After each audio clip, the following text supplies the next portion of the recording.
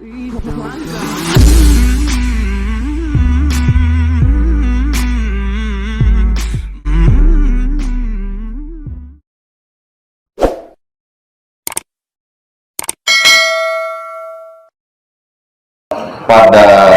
tanggal 25 Juli tahun 2014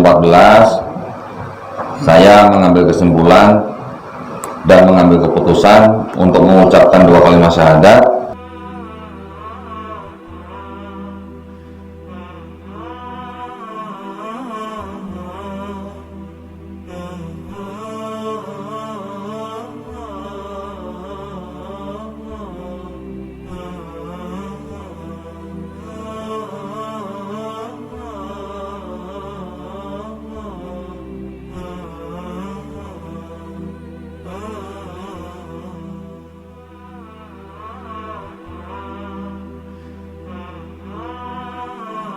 kebenaran Islam ya, atau kebenaran Al-Quran yang diperbandingkan dengan Bible ya.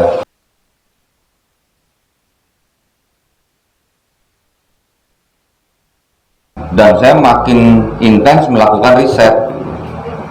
Risetnya bukan hanya Al-Quran tapi juga Bible ya. Di dalam Bible ternyata terbukti bahwa tidak 100% merupakan firman Tuhan.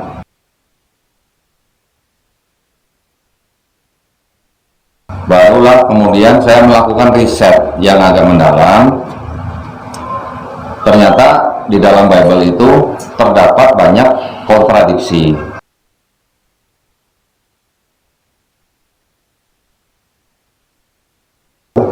Kalau tadinya saya bisa membuktikan salahnya Bible itu di mana, saya kan juga harus bisa membuktikan benarnya Al-Quran itu di mana. Gitu.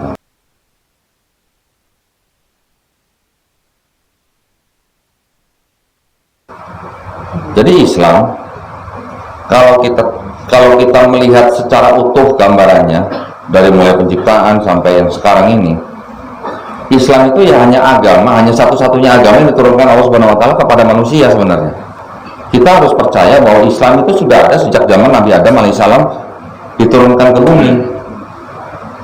Tidak ada agama lain yang diturunkan Allah Subhanahu wa taala selain Islam.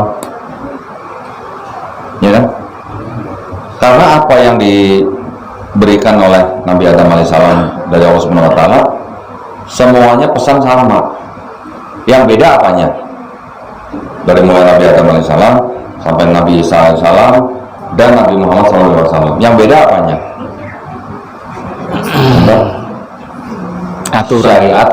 Aturannya.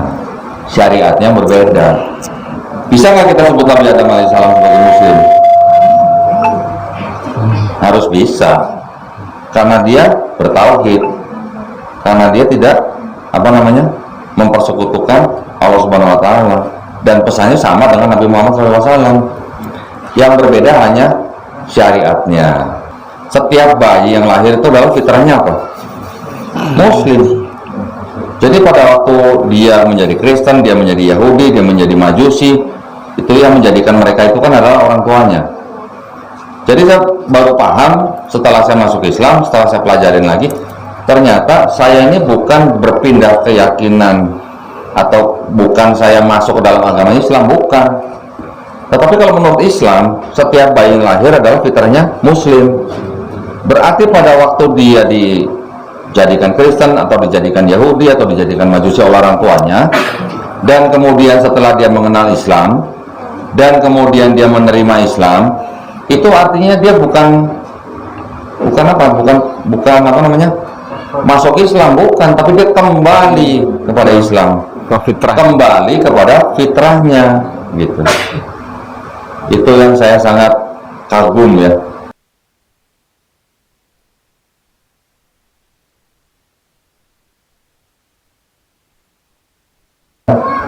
Kurang lebih ada 300 ayat di dalam Al-Quran di mana Allah Subhanahu wa taala seperti orang bertanya atau seperti orang menegur manusia gitu. Walayatafakaru gitu. Setiap banyak sekali ratusan ayat yang mengatakan begitu. Apa kamu nggak mikir? Apa kamu nggak punya otak? Apa kamu nggak bisa mikir gitu loh? Kurang lebih seperti itu ya. Ini bahasa saya loh ya. Wala tak kilun. Wala tak kilun, menggunakan akal gitu kan.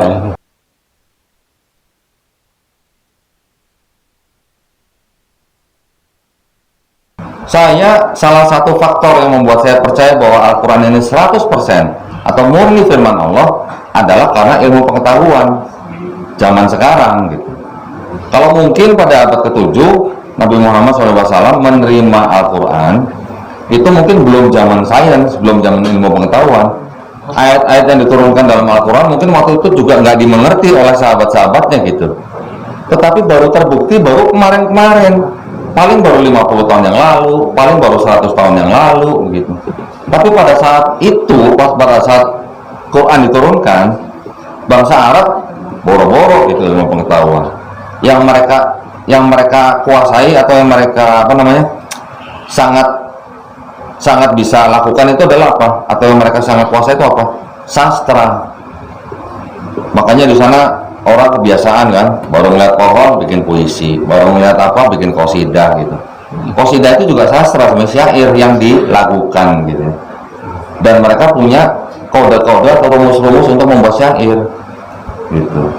Makanya begitu Nabi Muhammad membacakan ayat Al-Quran di depan mereka, mereka kaget, kok bisa gitu, orang nggak bisa baca tulis kok bisa membacakan syair yang begitu indah, kok kelihatannya pakai rumus, kok melebihi bahasa mereka gitu loh.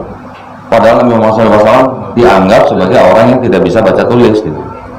Karena Allah yang menciptakan alam semesta ini, termasuk manusianya, Allah tahu persis gitu apa yang ada di dalam alam semesta, bagaimana pengaturannya, bagaimana manusia, bagaimana hewan, tumbuhan dan segala macam, semuanya ada di dalam Al-Quran Al-Karim.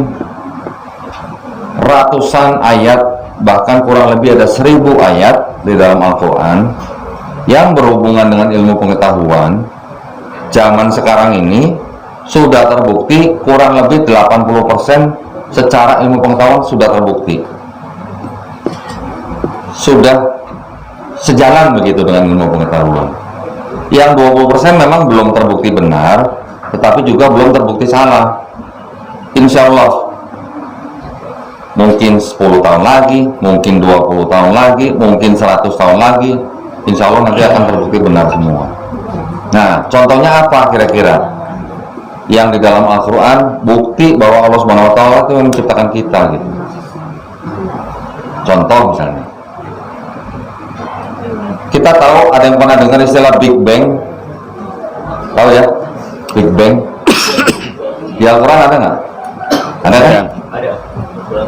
Tahu dari mana Nabi Muhammad itu namanya istilah langit dan bumi dipisahkan begitu? Tahu dari mana Nabi Muhammad SAW gitu? Apakah pada waktu Nabi Muhammad SAW membacakan ayat yang dia terima dari malaikat Jibril itu sahabat-sahabat paham yang dimaksud gitu? Mungkin mereka nggak bisa membayangin gitu ya. Tetapi baru terbukti kapan? Baru 50 tahun yang lalu. Yang membuktikan siapa? Ternyata malah orang-orang dari kalangan kafir gitu. Ya. Ada yang tahu nggak besi yang kita pakai ini? Ini kan ada besinya ini pasti Pak ya.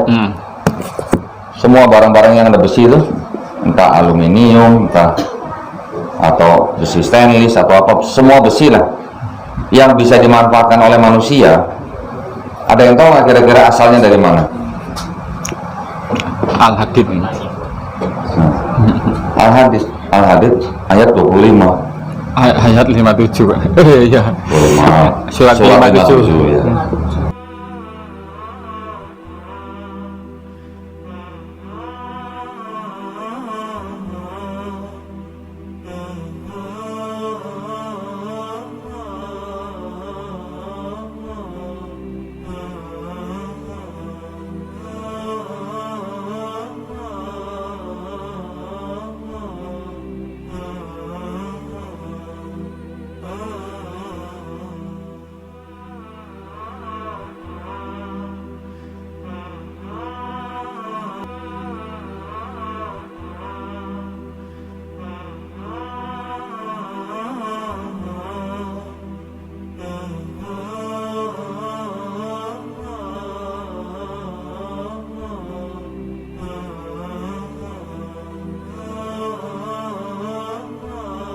Nah, kok bisa gitu ya? Nabi Muhammad SAW pada saat itu mengatakan bahwa Allah menurunkan atau menciptakan besi untuk dimanfaatkan oleh manusia.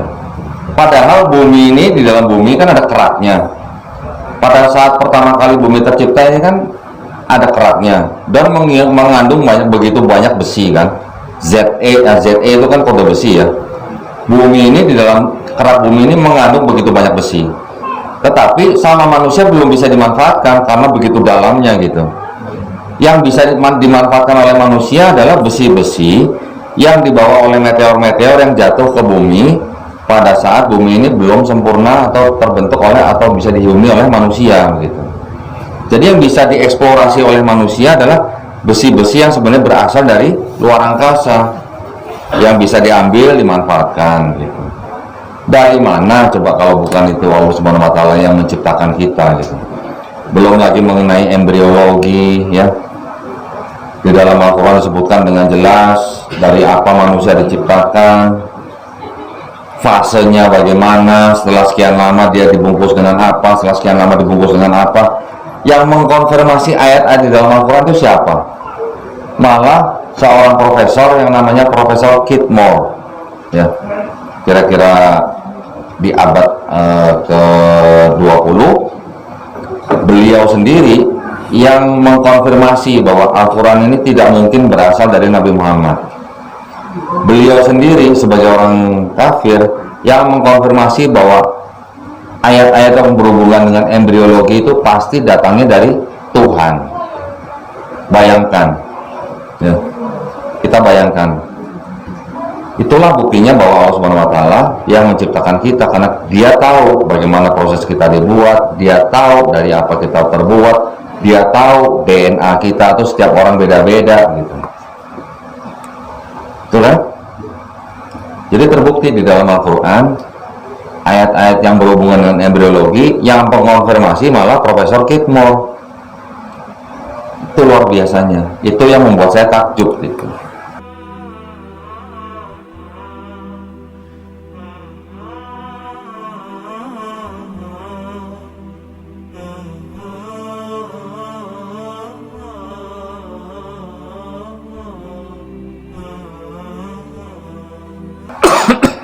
Takjubnya di mana?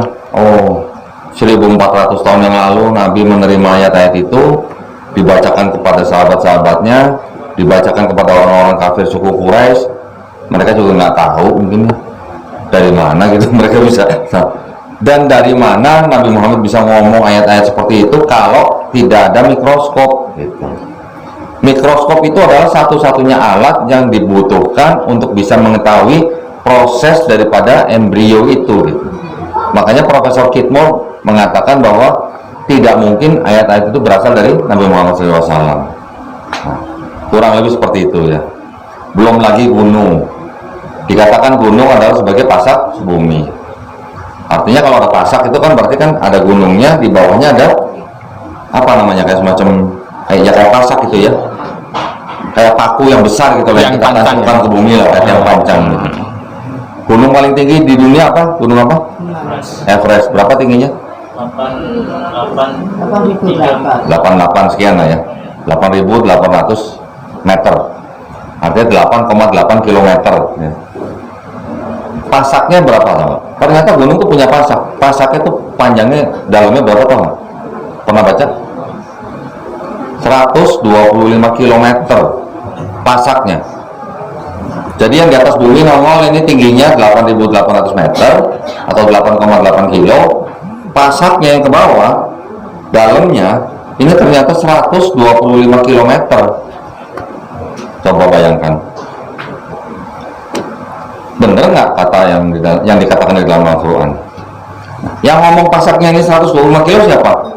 Apakah orang muslim? Bukan, ternyata geologi, ternyata ngomong. Ahli geologi. Namanya Frank Price namanya.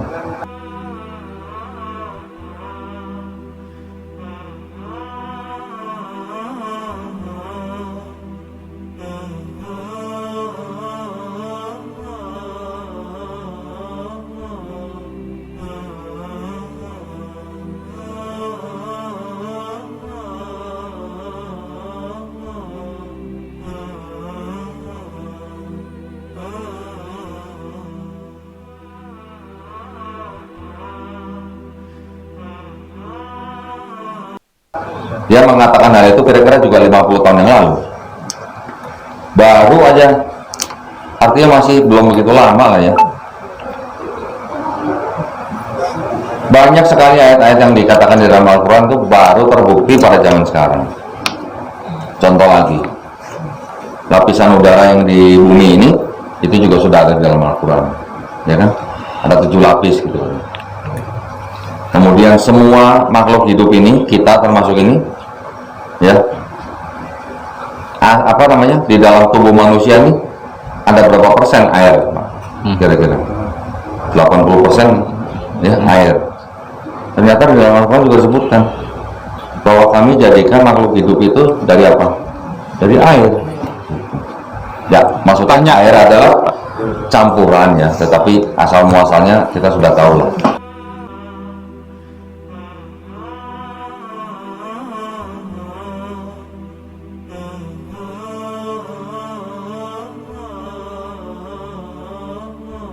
Setelah saya mempelajari kitab saya yang lama, kemudian saya mempelajari juga kitab-kitab yang lain, sampai akhirnya saya mempelajari Al-Quran dengan segala macam isinya. Saya bandingkan, akhirnya saya bisa mengambil kesimpulan bahwa hanya Al-Quran yang benar-benar murni firman Allah yang diturunkan oleh Allah Subhanahu wa Ta'ala